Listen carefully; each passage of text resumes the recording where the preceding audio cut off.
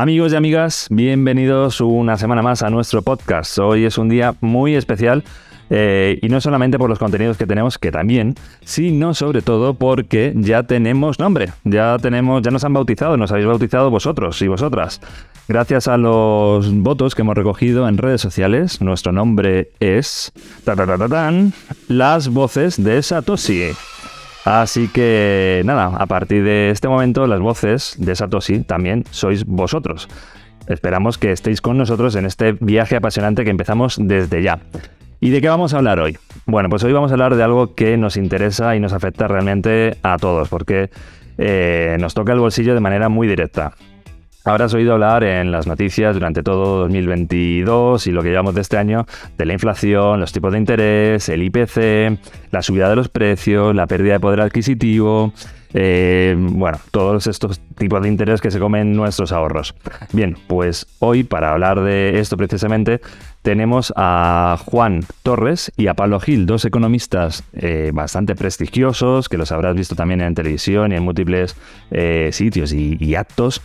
Y van a hablar con nosotros precisamente de eso, de qué podemos hacer o por qué hemos llegado hasta este punto en el que estamos, ¿no? También vamos a tener a nuestra compañera Fátima Pereira, que hablando un poquito de esto nos va a dar las claves para ahorrar o para invertir de una manera correcta. Y en la segunda parte del podcast, ¿qué vamos a hacer? Pues nos vamos a ir de cumpleaños, porque somos así y nos gusta. Concretamente nos vamos a ir al cumpleaños de Bitcoin, que el pasado 3 de enero cumplió 14 años. Ya ha entrado en la adolescencia Bitcoin, parece que fue ayer cuando lo crearon. Cuando lo creó Satoshi Nakamoto, por cierto. Para hablar de esto, viene a hablar de ello Javier Pastor. Javier Pastor le habréis conocido en múltiples ocasiones en Bit2Me porque ha aparecido en Expert Sessions, en Amas, en un montón de sitios. Y le hemos fichado porque, pues nos gusta contar con los mejores y somos así. Y por último, en las últimas voces de Satoshi van a ser las vuestras. Vamos a hablar con la comunidad y vamos a responder a las preguntas que nos habéis hecho estas 2 semanas. Y para responderlas viene Iván Navascués, que es experto en redes sociales y en social media de Bit2Me. Así que comenzamos ya, gracias a nuestros patrocinadores Bit2Me y Web3 MBA, este número 2 de Las Voces de Satoshi.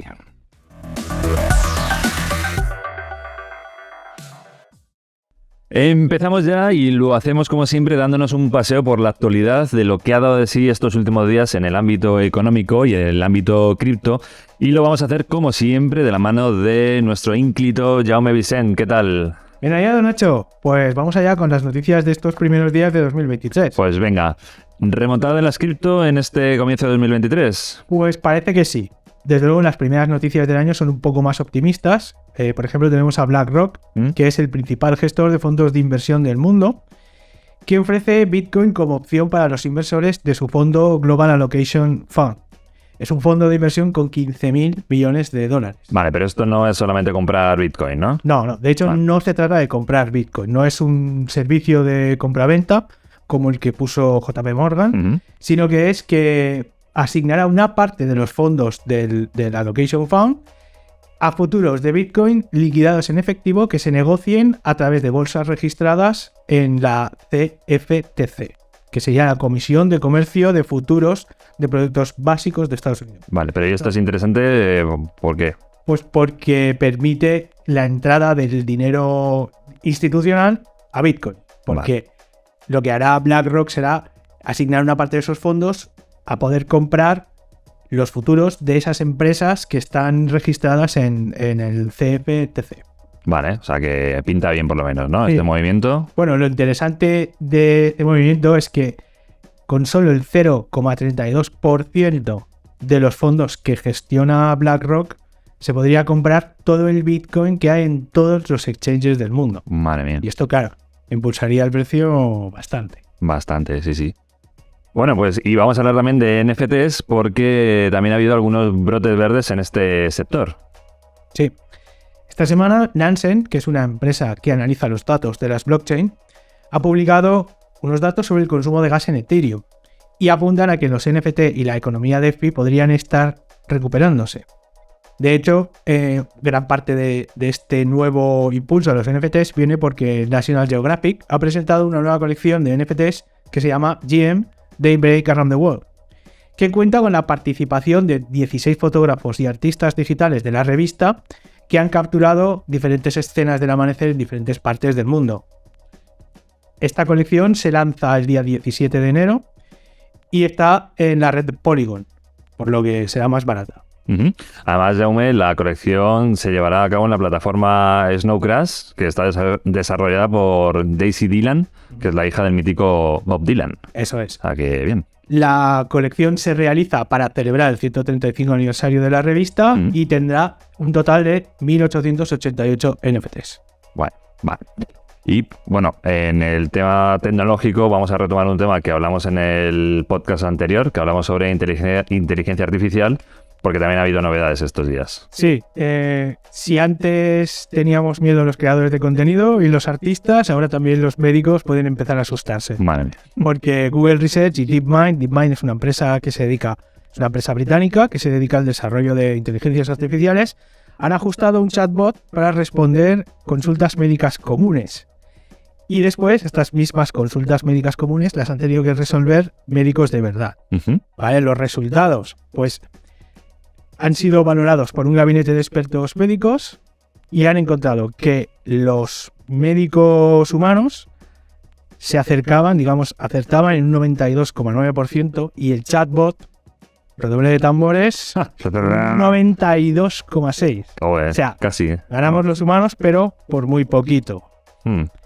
Es que al final esto tiene un poco de truco, porque claro, estas IA se basan en las respuestas que anteriormente han dado los humanos en otros ámbitos. Claro. Exacto, claro. Hay que alimentar este procesador, hay que alimentarlo con respuestas. Pero bueno, lo significativo, ¿vale? Es que este mismo experimento se llevó a cabo en 2016 y el chatbot solo acertó un 34%. O sea, en muy poco tiempo ha mejorado muchísimo su capacidad de diagnóstico. Y esto, pues, no va a quitarle el trabajo a los médicos, pero sí que tiene muchas implementaciones. Por ejemplo, una aplicación médica como la que usamos todos los días, no todos los días, pero la usamos bastante para coger una cita al médico. Pues a lo mejor en vez de tener que coger una cita al médico, puedes con un chat automático decir tengo estos síntomas y tal, y te van a poder hacer un diagnóstico, pues ya ves tú, con un 92,6% de... Sí. O sea que de 2016 a 2023 el chatbot se ha hecho una carrera de medicina, podemos decir, ¿no? Básicamente. Vale. Y bueno, otra noticia positiva para el ecosistema cripto es que Solana se ha recuperado un poco durante estas últimas semanas y por un nombre propio. Sí. El nombre propio es Bong, que es la meme coin esta que ha aparecido ahora, que es pues como un Dogecoin o un Shiba Inu. Pero bueno, Solana venía de un año muy malo, porque es de las que más se vio afectada por la caída de FTX, porque FTX tenía una gran participación en Solana y además Sol era lo que se llama una Samcoin, que son un grupo de tokens que están desarrollados en Solana y que eran los favoritos de nuestro amigo Pat McFry. Hombre. Y aparte de esto, bueno, 2022 fue un año muy malo para Solana porque tuvo muchos problemas de rendimiento. Se paró la red, creo que fueron 2 veces. Y de ahí viene el meme este de Solana Not Work. Y ahora con el lanzamiento de la meme coin, la gente ha sido espectacular la acogida que ha tenido y la verdad es que le ha dado un buen pump a Solana. Pues quién le iba a decir a Solana que su tabla de salvación iba a ser un meme coin, ¿no? La verdad es que sorprende, pero bueno. Curioso. Sí. Y bueno, y en economía general, pues tenemos una noticia que no es tan buena, pero que nos va a dar pie al debate que tenemos después con Pablo Gil y Juan Torres, y es que la riqueza de las familias españolas se ha reducido un 2,12% desde septiembre. Sí. Las cuentas financieras de la economía española, que han sido presentadas por el Banco de España, muestran que los activos financieros en hogares, empresas e instituciones sin ánimo de lucro representan el 201,2% del PIB, que parece mucho, pero son 22,7 puntos porcentuales por debajo de lo que representaban el año pasado. La deuda consolidada de las familias y las empresas no financieras ascendió a 1,67 billones de euros a finales del tercer trimestre, recuperando niveles de pandemia. Que esto no está mal. No está mal, claro. En este sentido, el ratio de relación con el PIB se ha moderado hasta el 128,6%, algo mejor que el que teníamos el año pasado, que era de 142,5%. Y bueno, la deuda de las sociedades no financieras también se ha reducido desde los 971.600 millones de septiembre de 2021 a los 966.700 del primer trimestre de 2022. Pues vaya números, Jaume. Todo esto luego lo analizaremos con nuestros invitados en el debate. Y tenemos una noticia que dar a toda nuestra comunidad. Noticia bomba. Noticia bomba. Ya habréis visto que tenemos aquí detrás, una Bit2Me Card gigante, y no es para menos, porque gigante es el paso que vamos a dar para la democratización de las cripto. Desde ya mismo está disponible Bit2Me Card, yo ya la tengo aquí, para poder pagar en los comercios con tus cripto y darles la utilidad que se merecen.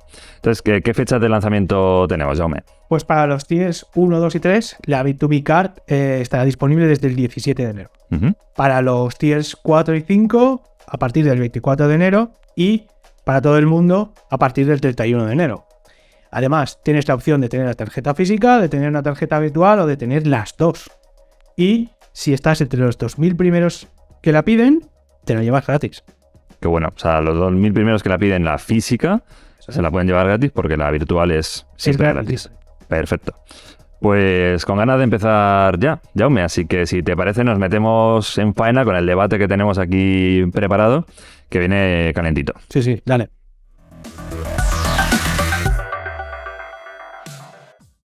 España cerró el 2022 con una inflación media del 8,4%, la más alta en 35 años. El pico se alcanzó en julio, cuando la cesta de la compra fue un 10,8% más alto que el año anterior. Desde entonces se ha visto una tendencia descendente y ya en diciembre se marcaba un 5,8%. Pero con la subida de los precios, aunque no de los salarios, la pérdida de poder adquisitivo de las familias está a la orden del día. De estos y otros temas hablaremos hoy en el debate con los invitados que tenemos, que son bastante especiales. Jaume, cuéntanos quiénes son. Pues si hay alguien que puede hablar de economía con conocimiento de causa, son nuestros dos invitados. Luego tenemos a Pablo Gil, economista, trader, experto en bolsa, formador analista jefe de XTB y con un canal de YouTube de éxito donde explica conceptos de inversión a medio y largo plazo. También tenemos a Juan Torres, catedrático de Economía Aplicada en la Universidad de Sevilla y autor de numerosas publicaciones y libros científicos y de divulgación, y que está preparando ya su nuevo libro, Más difícil todavía. Pues nada, muy buenas a los dos y gracias por estar con nosotros en Las Voces de Satoshi. Muy buenas. Esta semana me llamaba la atención una noticia que decía así: el BCE, el Banco Central Europeo, alerta de un alza muy fuerte de los salarios en los próximos trimestres. Y a mí me llamó la atención precisamente el verbo que escogieron, alertar. Os pregunto a los dos, Juan, si quieres empezar tú primero. ¿Por qué instituciones financieras, también ha pasado con el Banco de España, alertan por la subida de sueldos? ¿No sería beneficioso que suban a los trabajadores los sueldos en función de lo que ha subido el IPC al menos? Esa noticia que efectivamente han publicado los medios, yo creo que es bastante confusa, porque cualquiera que la haya leído tal como se ha difundido, pues no puede aclararse sobre lo que realmente está diciendo el banco. El banco afirma que sabe lo que va a pasar y por lo tanto que prevé fuertes subidas de salarios, o simplemente es que entiende que no es bueno que el consumo se frene en una coyuntura como esta y que mantener cierta capacidad adquisitiva sería bueno. Desgraciadamente los bancos centrales, el de España y el europeo, son posiblemente las instituciones que primeramente tenían que haber estado más alerta de la subida de precios, porque son a quienes se les ha encargado controlar la subida de precios y quienes más se han equivocado. Hacerles caso realmente ya es un ejercicio que va mucho más allá de la fe, porque se están equivocando demasiado y demasiado peligrosamente. A diferencia de otros procesos inflacionarios, en este que estamos viviendo, es evidente que los salarios están muy por detrás de los precios. Por lo tanto, el peligro de que haya una remontada de los salarios que pudiera ser, digámoslo así, peligrosa porque generase una espiral, yo creo que es lejano. Pero por otra parte, el Fondo Monetario Internacional ha publicado hace también unas semanas un estudio de largo plazo en el que se puede comprobar, como habían mostrado también otras investigaciones, que la subida de salarios no es realmente lo que principalmente constituye una amenaza para la inflación. Yo creo que terminando un poco para responder a la pregunta, yo creo que en los próximos meses cabe pensar que haya movimientos de ajuste en los salarios para evitar que se genere una gran pérdida de poder adquisitivo, y además creo que eso sería bueno, porque si el consumo se deteriora, lo que se viene abajo es el conjunto de la economía. Pero yo creo que desde un punto de vista realista no cabe pensar que se vayan a producir subidas muy elevadas en los salarios. Pablo. Bueno, yo creo que estamos ante un error garrafal por parte de bancos centrales a la hora de detectar ese pico de inflación que se desata, no como dicen muchos gobiernos a raíz de la guerra, sino un año antes, y que tiene un contexto muy sencillo de entender, ¿no? Hemos creado una demanda con esteroides a base de políticas fiscales ultra expansivas, políticas monetarias que han sustentado esas políticas fiscales con un coste de financiación del 0%, con bancos centrales comprando todo tipo de activos. Se ha creado un efecto de riqueza, unas tasas de ahorro brutales, y mientras tanto hemos convivido pues con una oferta que estaba muy dañada por todo lo que implicaba el COVID. No hemos visto esos cuellos de botella en el envío de materiales, hemos visto también cómo parte del tejido empresarial ha desaparecido porque muchas empresas no han conseguido sobrevivir a la crisis de 2020, y al final cuando tienes una demanda tan exuberante con una oferta tan limitada, pues se produce un ajuste vía precios.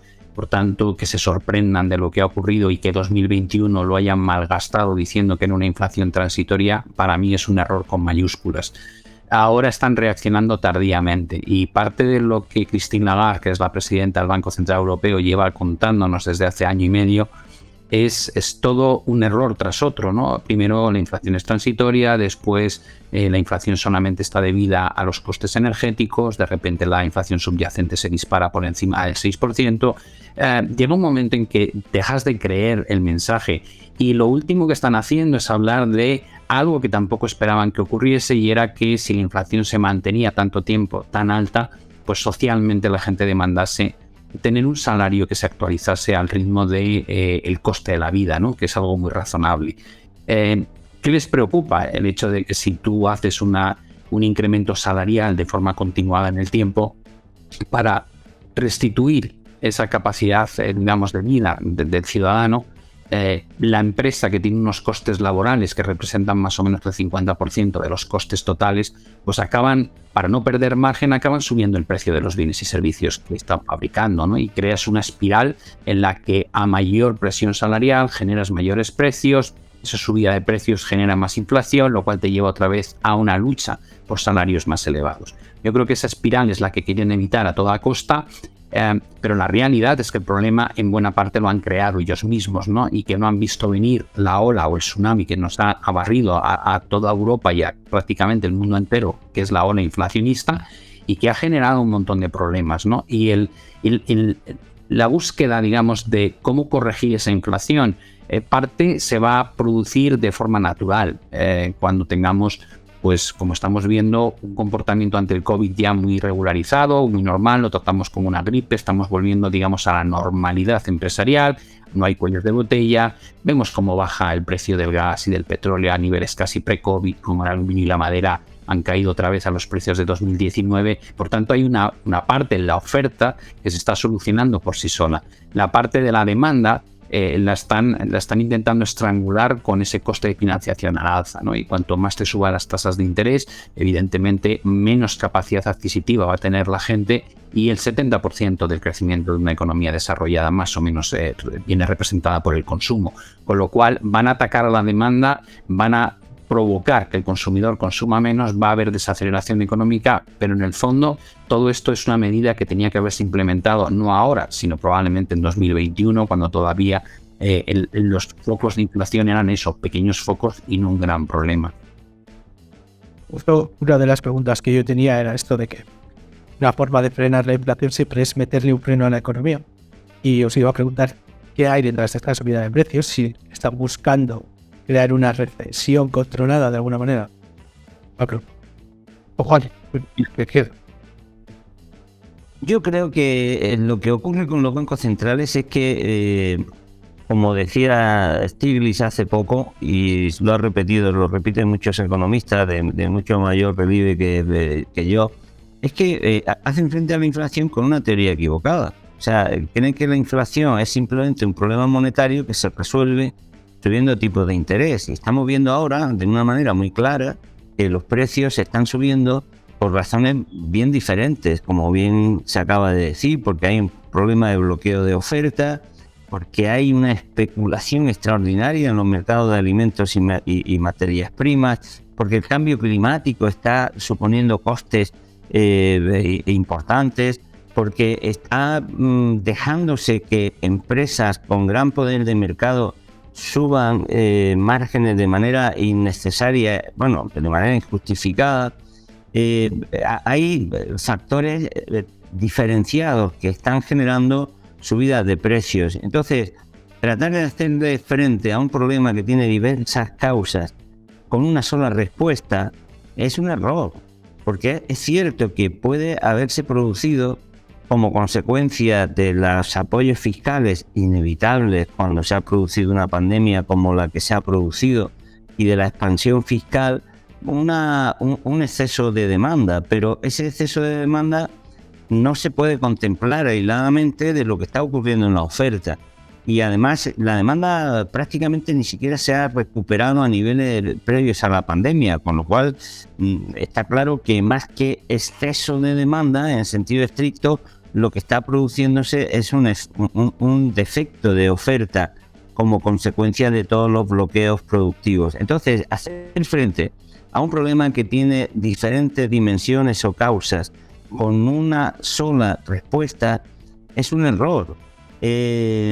No estamos ante una típica inflación de demanda que efectivamente pueda ser contenida subiendo tipo de interés y frenando la inversión. Y está produciendo efectos radicalmente contradictorios y contrarios no ya a la razón económica, sino a la lógica más elemental. Por ejemplo, al subir tipo de interés, lo que está es dificultándose que esas inversiones se lleven a cabo.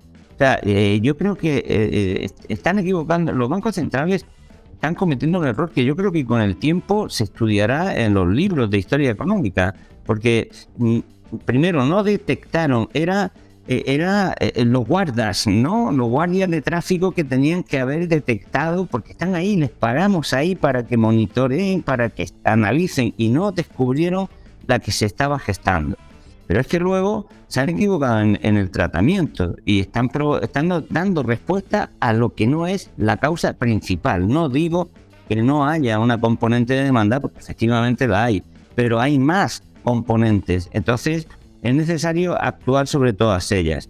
Yo creo que es un error. La estrategia de subir tipo de interés es claro, es lo único que pueden. Lo que ocurre es que los bancos centrales o se niegan a sí mismos o suben los tipos de interés, porque existiendo la mayor inflación en algún momento en Alemania ha sido la inflación más alta de los últimos 70 años.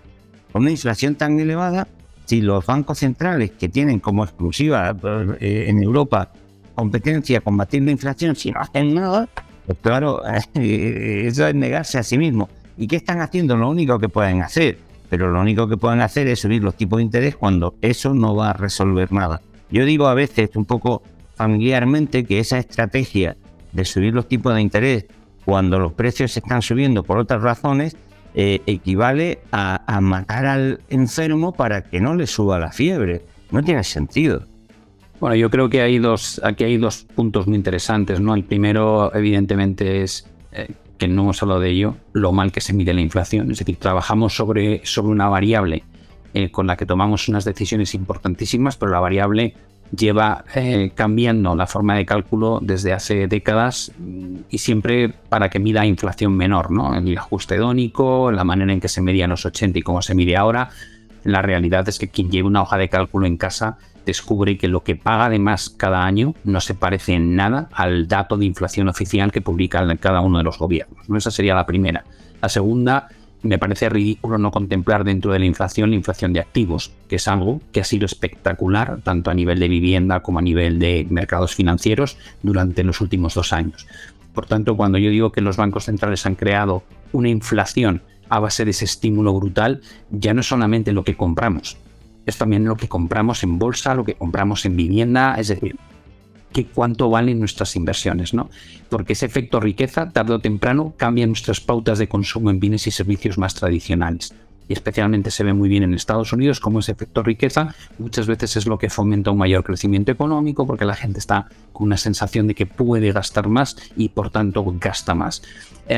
Yo creo que el problema que hemos vivido en términos de desequilibrio de demanda y oferta es una realidad, lo miremos como lo miremos.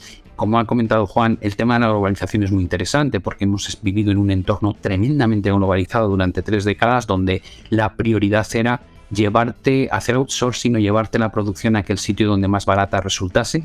Y ahora, a raíz primero de la guerra comercial en 2018 y después el COVID y más adelante con lo que hemos tenido que vivir con la guerra en Ucrania y la crisis energética, de repente cada vez está más claro que determinados sectores no les importa que cueste más producirlo a cambio de tener seguridad en poder suministrar ciertos bienes o servicios a la población.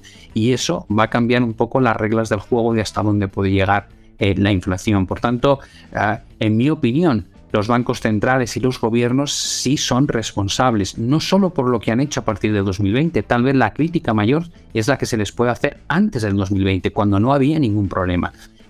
¿Qué hacemos con los tipos de interés al 0% durante años? ¿Qué hacemos con programas de QE o quantitative comprando deuda de la forma que lo hemos hecho cuando las economías crecían por encima del 2,5%? Es un disparate. Por tanto, hemos retroalimentado un modelo que básicamente tiene como principales pilares del crecimiento el endeudamiento crónico, que solo es posible porque lo podemos financiar o lo hemos podido financiar prácticamente sin ningún tipo de coste, puesto que las tasas estaban al 0% y en algunos países incluso en términos negativos. Por tanto, vivir en un mundo donde conceptualmente los tipos de interés reales son negativos, a mí no me parece que sea un punto de partida correcto y me da la sensación que ha sido un error garrafal que han cometido gobiernos y bancos centrales, y hablo de los dos conjuntamente porque no creo que los bancos centrales sean autónomos de los gobiernos. Se han convertido en herramientas realmente de los gobiernos que se endeudan cada vez más y que no gestionan correctamente sus ingresos y sus gastos. Fíjate, Pablo, que según estás comentando esto me está recordando una entrevista que le hice a Juan en 2021 y que el titular era: si no hay cambios económicos vamos a entrar en una etapa muy difícil. ¿Tú crees que estamos ahora en esta etapa o todavía no hemos llegado y lo que viene es peor? Vamos a ver, el modelo de deuda que tenemos es insostenible, pero es insostenible por muchas razones. Es insostenible desde un punto de vista del demográfico, de cómo estamos planteando sostener a ciertas personas que se jubilan a partir de una edad. Es un modelo que se creó cuando la edad media de jubilación respecto a la edad a la que la gente moría había un gap muy pequeño, no como ahora, con lo cual, y no hemos cambiado nada, y la demografía hacía que la base de la pirámide, es decir, los jóvenes, fuesen muy superiores a la gente mayor, y eso está cambiando y tiene forma de rombo cada vez más, ¿no? Eso es un problema. El segundo problema es que cuando tú te endeudas, lo que estás haciendo es traer bienestar futuro al presente. Es decir, si yo quiero comprar una cosa y no tengo capital para poder comprarla o para poder invertir en un negocio, pido prestado con la intención de poder adquirir un bien o hacer una inversión que más adelante, pues si es una inversión, me dé un retorno que me permita pagar la deuda. Eso es la deuda productiva. Me endeudo y luego tengo dinero para devolver la deuda y aún así me queda un beneficio. Pero es que estamos viendo el uso de la deuda de forma improductiva cada vez más. No genera nada, genera bienestar. pero ese bienestar lo estás trayendo al presente, se lo estás drenando al futuro. Por ese motivo cada vez las tasas de crecimiento son más bajas. Yo creo que vamos a lidiar con un problema de endeudamiento global esta década y que tiene muy difícil solución. Y la gente que dice, pues hacemos una quita o condonamos la deuda, no es consciente de lo que está diciendo, evidentemente. Bueno, yo no estoy muy de acuerdo de eso, empezando por esto último, porque todas las crisis de deuda que ha habido a lo largo de la historia se han resuelto políticamente, es decir, a través de quitas o de reestructuraciones, todas. Eso es un hecho histórico innegable. Tampoco creo que ese sea el origen de la deuda. El origen que tiene la deuda, que crece exponencialmente, a partir de los años 70-80, son los cambios que se han ido produciendo en la economía internacional, que han hecho que el ámbito financiero se hipertrofie de una manera extraordinaria. La propia deuda pública es el mejor ejemplo de cuál es el origen real y no el literario de la deuda. Porque si tomamos, por ejemplo, como referencia el caso europeo, desde el año 95, que son los datos que proporciona Eurostat, prácticamente el 100% del incremento de deuda pública que se ha producido en la Unión Europea se debe a intereses de la deuda. Es decir, si hubieran sido los bancos centrales quienes financiaran a los gobiernos y no los bancos privados, la deuda sería el incremento de la deuda prácticamente no se hubiera producido.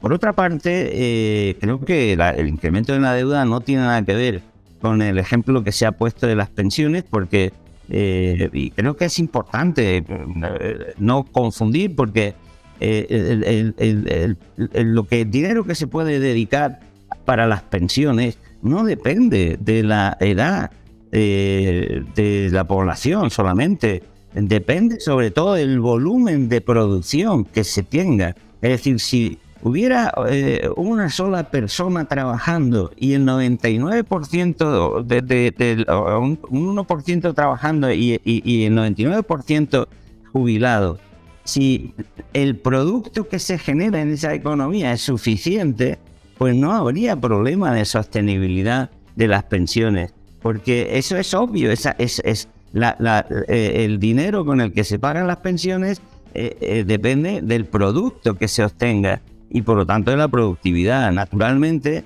si hay más pensionistas, pues habrá que gastar más dinero, pero habrá que gastar más dinero de una cantidad total de producto mayor. Por tanto, no caigamos en una simplificación. No, Juan, no utilicemos cifras que no son del todo ciertas. Pero si yo no he utilizado ninguna cifra. El tipo de interés medio en Europa desde el año 95 ha sido el 2%. Pero si yo no... El 100%. No, perdón. De la deuda se no veían así. No, perdón. Es que, es muy fácil ir a los datos de Eurostat, de sumar el incremento de deuda pública que se ha producido desde el año 95 hasta aquí y comprobar cuál es el incremento de la suma total de intereses que se ha pagado. Te lo pongo más fácil. No te centres en Europa. ¿Tú crees que en Estados Unidos el incremento de la deuda desde el año 95, que ha sido como un 40% de incremento de deuda, se debe al pago de intereses? No, es que Estados Unidos, el problema de la deuda en Estados Unidos es completamente diferente. El problema de la deuda de Estados Unidos es muy distinto. ¿En Japón? Tipos al 0% desde el año 97 y tienen 260 de deuda sobre el PIB. También una solución diferente, compran ellos mismos la deuda, es diferente. El mundo tiene 350 y tantos % de deuda sobre el PIB, como no hemos tenido jamás.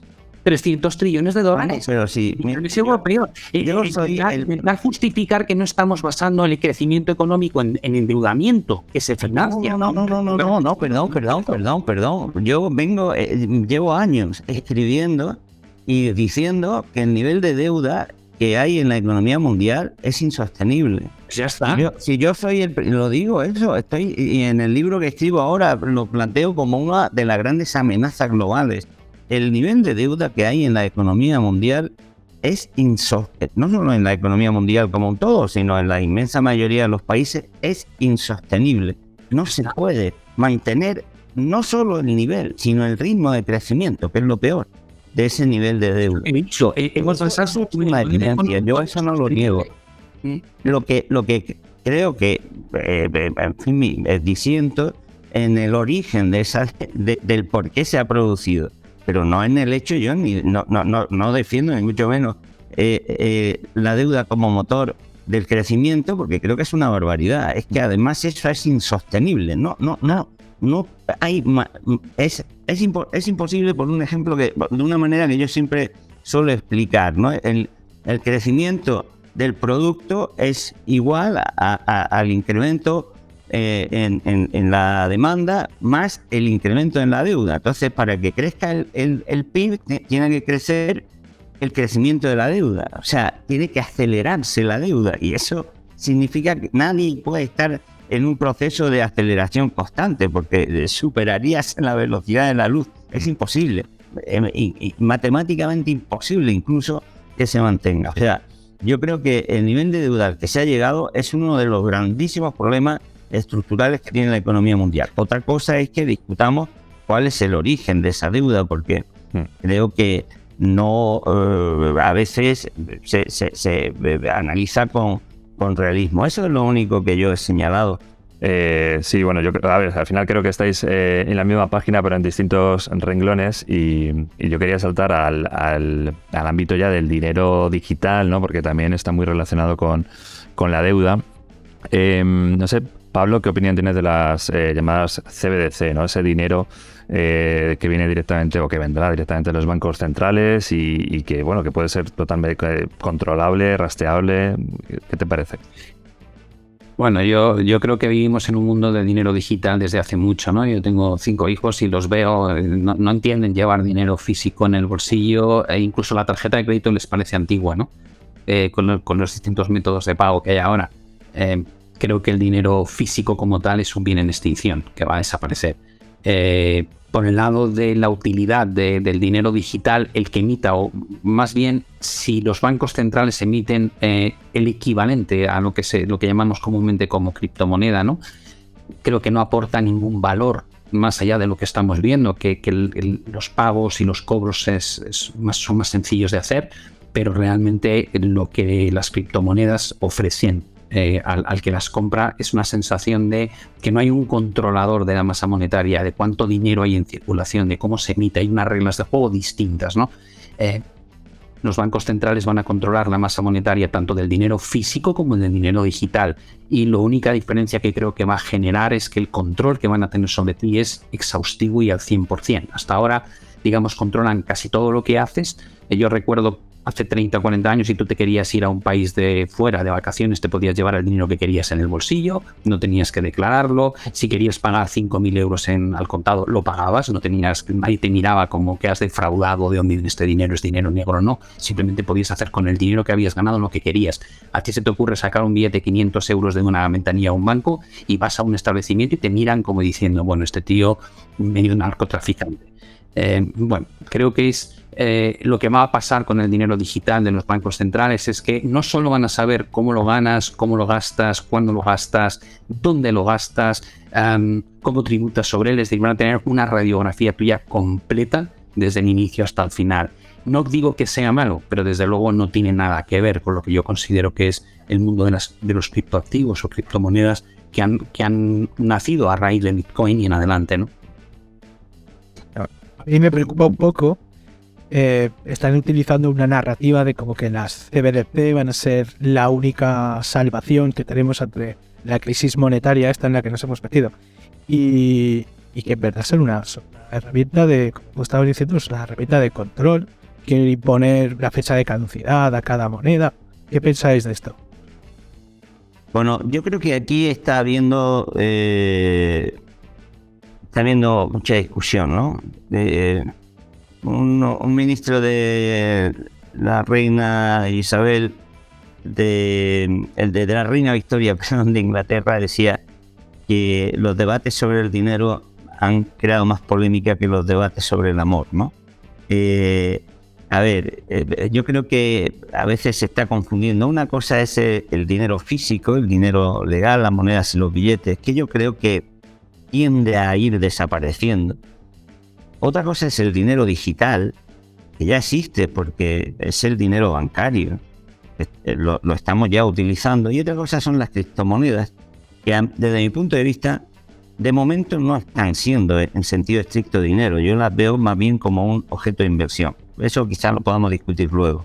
Entonces, el dinero digital, es decir, las unidades de cuenta y de medios de cambio y de depósito de valor, que no tienen presencia física como las monedas o los billetes, sino que tienen una expresión digital, electrónica, ya existen. Es el dinero bancario. Por lo tanto, el hecho de que un banco central cree una moneda digital, llamada una moneda digital, en realidad no es una novedad, es una novedad relativa. Significaría un medio de pago nuevo que se acomoda a la posibilidad de utilizar unos soportes diferentes para el dinero legal. Evidentemente, la desaparición del dinero efectivo conlleva una restricción a la libertad de uso de medios de pago, porque todo dinero digital, sea quien sea su emisor, deja rastro. Por lo tanto, a diferencia del dinero físico, que uno lo puede usar efectivamente sin que nadie sepa de dónde viene o por qué se utiliza, cualquier expresión de dinero digital genera la posibilidad de controlar en qué se usa y para qué se gasta. Pero eso está ocurriendo ya. Y hombre, a mí me parece un poco también, en fin, digamos discutible, ¿no? Que se ponga en cuestión que un banco central no pueda saber en qué nos gastamos el dinero y que sí lo pueda saber un banco privado. O sea, ya ocurre eso. Cualquier banco privado puede perfectamente saber en qué nos gastamos el dinero, puesto que la inmensa mayoría de los gastos que realizamos los hacemos con dinero digital que crea el banco privado. Por lo tanto, una novedad en sentido, digamos, sustantivo no lo es. Yo creo que es una novedad más bien en sentido técnico y en sentido político, pues en el sentido de que ese control que ahora tiene la banca privada, o esa posibilidad de control, lo va a tener un poder público. No sé qué es peor o qué es mejor, podríamos discutirlo, pero eso es algo normativo. Creo que ahí pues no nos pondríamos de acuerdo, porque es hablar sobre lo bueno, lo malo, lo mejor o peor, lo preferible o no. Yo creo que es inevitable que con la capacidad de soportes tecnológicos que hoy tenemos, pues que la banca central se plantee eso. Otra cosa es que de esa manera se crea que se va a resolver los problemas que hay de fondo en el sistema monetario. Yo creo que eso sí que es una ilusión. Yo creo que el problema de fondo que hay en el sistema monetario es que la banca tiene una capacidad ilimitada de crear dinero. Y crea dinero creando deuda. Cada vez que da un préstamo a un banco, crea dinero. Y claro, eso, imagínense a ustedes que una cafetería pudiera ganar dinero creando café de la nada, sin gastar nada, fabricando el café. Pues eso es lo que le pasa a la banca, ¿no? Entonces, eso es lo que ha generado una aluvión de deuda brutal. Y eso es lo que yo creo que antes o después hay que afrontar. La creación de dinero de la nada por parte de la banca privada, que es una tentación demasiado fuerte para que la deuda crezca de la manera que está creciendo. Y luego un debate aparte es el de las criptomonedas. Yo creo que es posible que en el futuro las criptomonedas sean una forma de medio de cambio descentralizada, pero mientras sean como hoy día son unos instrumentos de valor tan volátil, es muy difícil que puedan, por no decir que imposible, que puedan servir de medios de cambio, porque nadie en su sano juicio utilizaría como medio de cambio algo que sabe que mañana o pasado puede cambiar sustancialmente de valor. No tiene mucho sentido. Yo no sé si esto es un fenómeno coyuntural o si eso va a ser permanente. Me temo que mientras siga siendo como hasta ahora un objeto de inversión básicamente especulativa, y con esto no quiero hacer ningún tipo de connotación moral, sino simplemente es algo que la gente compra para tratar de ganar con las variaciones en el precio, es muy difícil que podamos considerar a las criptomonedas como auténtico dinero. Al final, bueno, los que estamos en deuda somos nosotros con vosotros. Nos hemos quedado sin tiempo en el debate, pero antes quería hacer pues casi como hacen en la tele, ¿no? O en la radio, cuando dicen, nos queda un minuto. En 30 segundos, Pablo, ¿qué podemos esperar de la economía española este año? ¿Hay algo de esperanza? ¿Hay brotes verdes? Yo creo que lo que vamos a vivir vamos a recoger los frutos de lo que hemos sembrado, ¿no? Y estas subidas de tasas de interés que parece que se van a prolongar durante todavía el primer trimestre, tal vez incluso los 2 primeros trimestres del año por parte del Banco Central Europeo, en esa intención de llevar las tasas al 3,5-4%, en Estados Unidos en torno al 5%, y así sucesivamente a nivel global. Prácticamente todos los países del mundo han llevado el mismo tipo de política restrictiva. Si a eso le metemos la reducción de los balances de deuda que tienen comprados con esos programas de estímulo monetario no convencional, va a tener un efecto con un decalaje más grande de lo que la gente cree, y que cuando lleguen nos vamos a quedar sorprendidos, ¿no? Creo que vamos a matar el consumo, creo que hay una alta probabilidad de que entremos en recesión. Ya lo ha advertido el Fondo Monetario Internacional, 1/3 probablemente de los países este año entren en recesión. Normalmente el Fondo Monetario Internacional no suele hacer pronósticos excesivamente negativos. Cuando habla de 1/3 es muy probable que sean más. Yo personalmente creo que estamos viviendo un momento bueno y que va a tender a ser peor a medida que acabe la tasa de ahorro y tengamos que enfrentarnos a los nuevos costes de financiación que van a estar ahí, alimentados además por otro problema, y es que probablemente con la desaceleración económica y con la recesión incremente otra vez la tasa de desempleo. Por tanto, mi visión para finales de este año es claramente peor a la que tengo en este momento en el principio de 2023. Vale, Juan. Yo creo que las expectativas son difíciles, son problemáticas, porque como hemos comentado, no se han tomado decisiones buenas, no se ha dado un tratamiento acertado a los problemas que hemos venido teniendo. Siguen manteniéndose amenazas estructurales grandes, como hemos comentado, la deuda, la guerra, la fragilidad financiera, la globalización con esos problemas. Entonces creo que en general en toda la economía mundial vamos a vivir un año difícil, tanto más si los bancos centrales siguen apretando.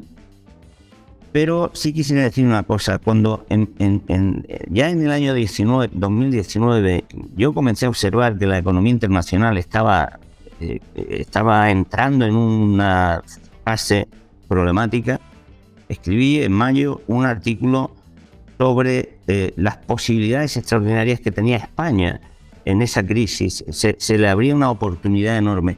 Sigo pensando que las tiene. Si España acertara a hacer frente a la situación en la que nos encontramos y en la que se encuentra la economía mundial, creo que podría tener una gran oportunidad. Es una pena que la extraordinaria y yo creo que absolutamente injustificada polarización política y el clima ajeno a la seguridad, a la convivencia y a la armonía que es tan imprescindible para el mundo de los negocios, pero también para las propias personas normales y corrientes, eche por alto esa oportunidad tan extraordinaria que tiene España. Entonces mi pronóstico es un año difícil en general y quiero creer, no pierdo la esperanza de que España aproveche la oportunidad que tiene por delante.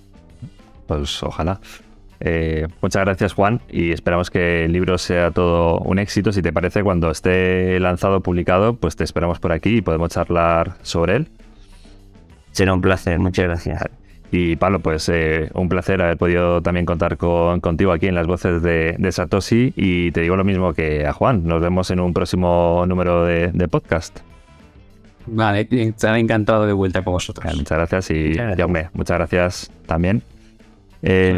Bueno, y ahora que ya hemos entrado en faena económica y viendo lo complicado que se está poniendo el asunto, hemos querido invitar también a nuestra experta en comunidades y social media, Fátima Pereira, que nos va a dar unos tips de ahorro doméstico con la guía de finanzas personales que tenemos publicada en Bit2Me Academy. Así que vamos allá con ella.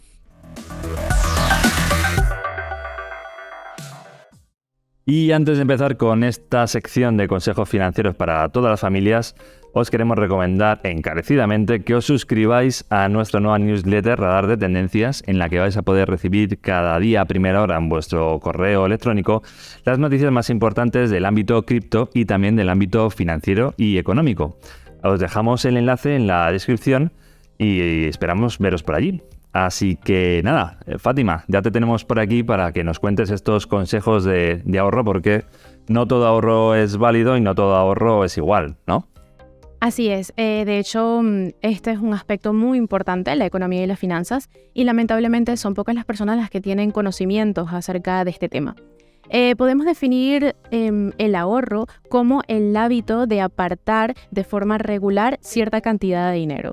Obviamente esta cantidad va a ser diferente dependiendo de la situación económica de cada persona. Uh-huh.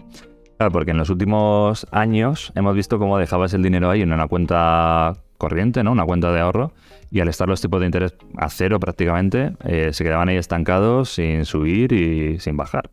Sí, eso es cierto. Y en este punto lo más importante es digamos que encontrar una cuenta que, además de servir como método de ahorro, te genere recompensas. Lo que en el banco se conoce como intereses, en el mundo cripto se conoce como staking. Entonces es súper importante elegir una cuenta que te permita generar este tipo de recompensas.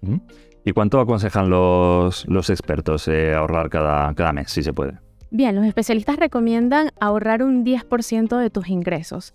Ciertamente esto, como lo dije en un principio, es diferente para cada individuo, pero eso es lo que se recomienda. Y de hecho tenemos esto en nuestra guía Finanzas Personales, que se encuentra disponible en nuestra página de B2Me Academy, totalmente gratuita y escrita por nuestros expertos financieros.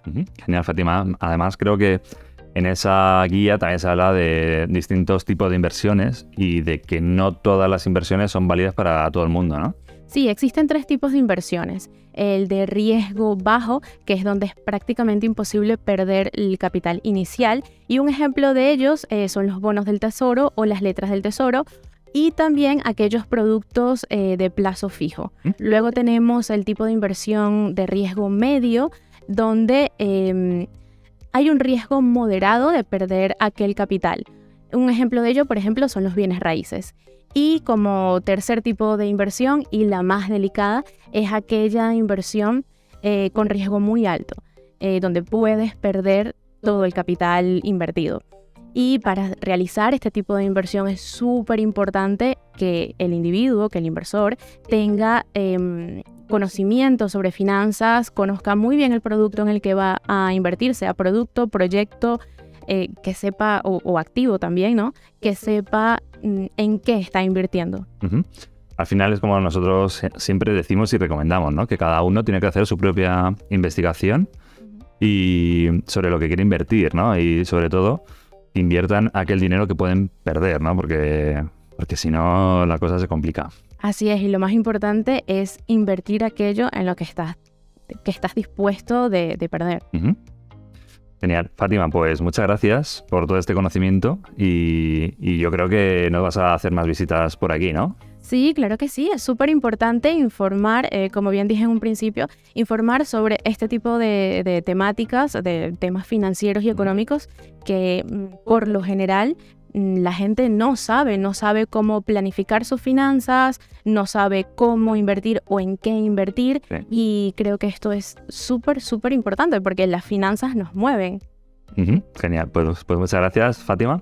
A ti. Y nosotros ahora vamos a hablar de un cumpleaños muy especial que tuvo lugar el pasado 3 de enero, porque Bitcoin cumplió 14 años, ya ha entrado en la adolescencia, y Javier Pastor nos va a contar todo lo que sabe sobre ese bloque Génesis y alguna que otra anécdota. Si algún día me preguntaran con quién me tomaría una caña para hablar de Bitcoin, sin duda respondería que con Javier Pastor. Bueno, mira que conozco expertos en Bitcoin, pero creo que Javier es uno de los mejores. Javier es especializado en marketing y en ventas y desde 2018 está en Bit2Me ayudando a la introducción de las criptomonedas y de Bitcoin en todo este ámbito institucional, ¿no? Y en el mercado minorista también. Javier, bueno, ¿qué tal? Un placer que seas una de las voces de Satoshi, porque además creo que hoy vamos a hablar de él, de Satoshi.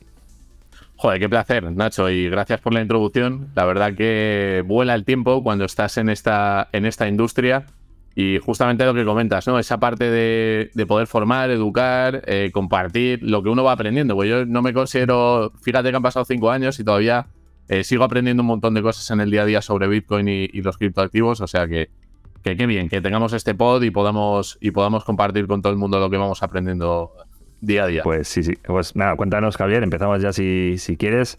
¿Qué es el bloque Génesis? Y bueno, algunas cositas sobre el que hay anécdotas y cosas divertidas. Bueno, para los que estén familiarizados, seguro que les suena, ¿no? El bloque Génesis de Bitcoin. Ahora, pues acabamos de celebrar su cumpleaños, digamos, el 3 de enero del año 2009. Se hizo la primera transacción a una dirección que manejaba Hal Finney.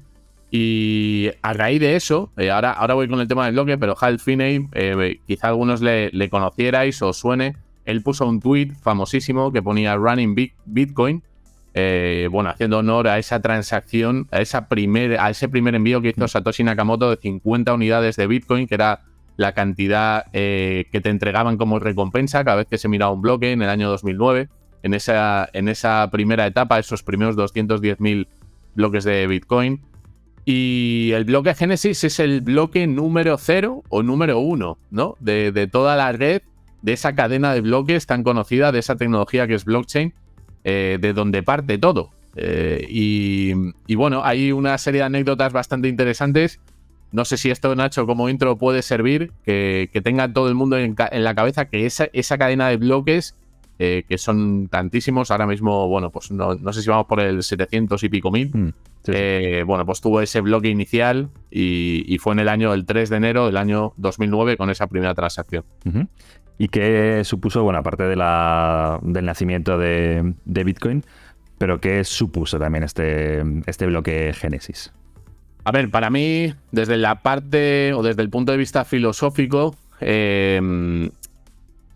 viene un poquito de atrás, ¿no? Viene de los años 70, del movimiento cypherpunk, donde muchísimos matemáticos y criptógrafos que siempre han luchado por la privacidad del individuo y un poquito la liberación o la libertad a la que tenemos todos derecho, pudiera hacerse posible, pudiera materializarse, ¿no? Entonces el bloque Génesis, el primer bloque de Bitcoin, lo que marca es el punto de partida de un nuevo paradigma, un nuevo modelo donde cada individuo tenemos la posibilidad de ser propietarios absolutos de un bien escaso y finito, ¿no? Como es Bitcoin. Esto sucedió en un contexto muy interesante, como todos sabéis, ¿no? En el año 2009 estábamos en plena crisis financiera, con la caída de Lehman Brothers el año anterior, todo este destrozo financiero que provocaron los bancos, y a mí siempre me gusta decir, ¿no? Que ahora con todo lo que está pasando en el ecosistema de cripto, que nos están pegando palos por todas partes en algunos sitios, que necesitamos más regulación, y que es que el problema es que no ha habido regulación con el tema de FTX y que por eso cayó. Pues fíjate que lo que ocurrió con el sistema financiero en el año 2008 era un sistema totalmente regulado y aún así cayó, ¿no? Y no fue casualidad que se minara ese bloque Génesis el 3 de enero y que Satoshi Nakamoto introdujera un mensaje dentro del bloque que coincidía con la portada de un periódico que era The Times, que ponía al borde del segundo rescate bancario, ¿no? Esto en inglés. At the edge of the second bailout for banks, me parece que decía. Y era toda una declaración de intenciones, porque, claro, en ese momento nos encontramos en paquetes de estímulos, en ayudas públicas de dinero que se utilizaba directamente para inyectar a los bancos, ¿no? Hablamos de 800.000 millones de dólares, que te gustara más o menos, el gobierno de Estados Unidos emitió, metiéndole ahí a cascoporro la liquidez a todos los bancos. Y claro, apareció este resultado de este conjunto de genios, de cypherpunks, de matemáticos, de criptógrafos, de ingenieros de la computación, resolviendo el problema de los generales bizantinos, el problema del consenso en una arquitectura tecnológica descentralizada, publicando ese white paper. Entonces, Satoshi introdujo este mensaje como diciendo, oye, que esto de los rescates bancarios y esto de diluir la capacidad de ahorro que tenéis todos los ciudadanos lo van a seguir haciendo y no tenéis forma de frenarlo, pues aquí tenéis una alternativa, un exit, un tipo de dinero inconfiscable, predecible y auditable a tiempo real, ¿no? Y es que eso es tremendamente revolucionario, porque además no es solo para un país, es para todo el mundo, ¿no, Nacho? Entonces, tú córtame cuando quieras, tío, que si no yo me enrollo aquí que no veas. No te preocupes, es un placer escucharte que cuentas, pero además de ese mensaje en la botella, ¿no? Digamos que dejó Satoshi para el fin de los tiempos, creo que también entre que se crea el bloque Génesis y que se realiza la primera transacción o que llega el segundo bloque, digamos, ¿no? Pasan unos días, ¿no? Y parece que no son unos días al azar, sino que podría tener sentido también, ¿no? Pues sí, justamente la primera transacción se realizó, si no me equivoco, pues ahora lo acabamos de celebrar, el día 10, después de ese primer envío. O sea, ese bloque, justo, ¿no? Y sí, hay muchísimas teorías. La verdad que no sabemos muy bien la razón o el motivo. Yo creo que estaban en plena fase de testeo, estaban viendo, bueno, pues cómo funcionaba. Por aquel entonces tú podías minar un bloque con un simple portátil, cosa que ahora sería complejo, ¿no? Y sí, efectivamente. Ahora no sé si ahora mismo el tiempo medio que tarda en minarse un bloque de Bitcoin son normalmente 10 minutos, aunque esto no siempre es así.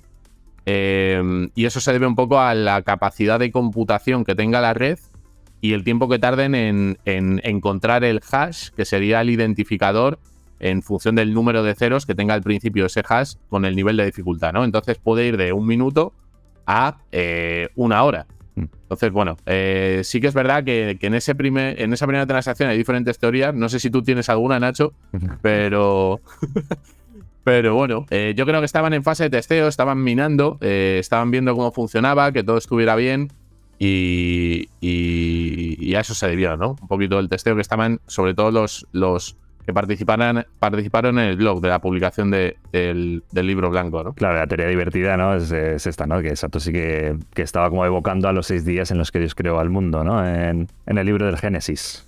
Sí, efectivamente. Hay teorías para todo. Sí que es verdad que fíjate que hay una fecha muy interesante y es que el 31 de octubre del año 2008 fue la publicación del libro blanco y en 1514 la publicación de las 95 tesis de Lutero coincidió con ese día 31 de octubre. Entonces, bueno, que son coincidencias ahí curiosas que además te mezclan el tema religioso, el tema de la creación del mundo, ¿no? De Dios o de la publicación de las 95 tesis de Lutero. Y son cosas ahí, anécdotas que quedan, ¿no? Más esos mensajes que se introducen y, bueno, el misterio de su identidad. Luego los que están alrededor, Nick Szabo, Hal Finney, pues la verdad es que son teorías muy interesantes. Al final es que estas personas, o personas, no sabemos, pero eran genios, o sea, al fin, y sus mensajes seguro que tenían sus connotaciones y vamos a dejar esto aquí para que lo vean las generaciones posteriores, ¿no? O sea que... Pues yo creo que sí, Nacho, yo creo que el Bitcoin, como comentamos, ¿no? Es un cambio de paradigma. Ahora vimos en el resultado de un montón de siglos donde hemos utilizado principalmente el patrón oro. La plata también ha sido una alternativa. En el último siglo, sí que es verdad, desde 1913 la Reserva Federal, que es una entidad privada, se hace con el control de la emisión monetaria, que mucha gente no sabe que es una entidad privada, pero es que estamos hablando de la Reserva Mundial y es un conglomerado, es un conjunto, un trust de gente muy poderosa y muy rica que se juntó y le hizo firmar al presidente de Estados Unidos que se convertían en el único emisor. Entonces, lo normal es que la humanidad viva con un patrón monetario aséptico, distinto, separado del poder político, ¿no? Y eso es lo que habilita Bitcoin y un poco la propuesta que se hace, aparte de toda la magia tecnológica que hay detrás de Bitcoin, la minería y demás. El otro día escribiste un post en LinkedIn, Javi, ya para acabar con la sección, sobre el impacto de la recesión global en Bitcoin, ¿no? Y dabas como 5 puntos importantes para destacar en este 2023 y un poco estas perspectivas. ¿Nos las puedes contar así paquetizadas? Sí, ahora mismo no me acuerdo el orden en las que lo escribí, pero mira, por ejemplo, todo lo que está pasando con la emisión monetaria y los bancos centrales ha provocado una inflación galopante durante el último año, todos somos conscientes de ello. Sí. Entonces, los bancos centrales que han hecho han empezado a subir tipos de interés súper rápido. Entonces, cuando se suben tipos de interés tan rápido con una deuda acumulada tan gigantesca por parte de familias, empresas y estados, claro, corres el riesgo de que entrar en una recesión y en un problema financiero parecido al que tuvimos en el año 2008, ¿no? Lo que pasa es que con unos volúmenes muchísimo más grandes. ¿Eso qué significa? Eso significa que en un momento determinado, de la noche a la mañana, puede haber algún tipo de evento financiero en donde los bancos centrales se vean obligados a emitir moneda, a volver a imprimir de forma masiva para controlar esa quiebra, ¿no? Entonces, si eso sucede, Bitcoin se podría ver, desde mi punto de vista, muy beneficiado. Y la razón es sencilla. La razón es que Bitcoin es un activo que permite atesorar riqueza en largos periodos de tiempo, frente a una unidad de cuenta que es de la que estamos hablando, que se emite al infinito. Entonces, pues esa es una de las teorías que me llevan a pensar que puede ser un buen año para Bitcoin. La segunda es pues probablemente la entrada de actores institucionales. Nosotros lo estamos viendo, ¿no? En Bit2Me se nos están acercando cada día bancos, se nos están acercando no solo bancos, entidades de hedge funds, de family office, incluso estados, se nos están acercando a preguntar un poco cómo funcionaría la custodia y este tipo de cuestión, ¿no? Luego también a nivel macro, a nivel económico, vemos que cuando la curva de tipos de 10 años y de 2 años se invierte, es la antesala a una recesión enorme, ¿no? Sí que es verdad que no puedo hacer una predicción, Nacho, de hasta cuándo va a caer el precio, porque hay mucha gente que dice, no, voy a esperar a que baje a 10, 12, 14, nadie lo sabemos. Yo llevo acumulando, haciendo dollar cost average desde hace unos meses y creo que es la mejor estrategia, ¿no? Y yo tengo unas expectativas de más de 100.000 euros. No es consejo financiero, pero vamos, lo veo clarísimo. Bueno, pues, clarísimo. Pues, Javier, pues buenas perspectivas para 2023, a ver si se van cumpliendo, ¿no? Y nada, pues muchas gracias, ha sido todo un placer y bueno, yo te emplazo a nuevos números de productos, porque tenemos un mogollón de cosas que aprender. 23-24, Nacho, yo me iría más al 24 después del halving, Sí. que esa era la última razón, ¿no? El halving que viene de Bitcoin en 12-14 meses. Perfecto, pues lo iremos contando este año y cuando estemos en diciembre digo, que ya está, que ya llega, así que... Pues oye, un placer, enhorabuena a todo el equipo y vamos para adelante, que a la gente le va a gustar mucho esto. Muchas gracias, Javier. Abrazo. Chao. Chao. Chao, chao. Y nada, como sabéis, nuestra comunidad es uno de los pilares más importantes que tenemos y en este podcast también queremos que vosotras seáis una de las voces de Satoshi. Así que vamos ya con nuestra sección de preguntas y respuestas.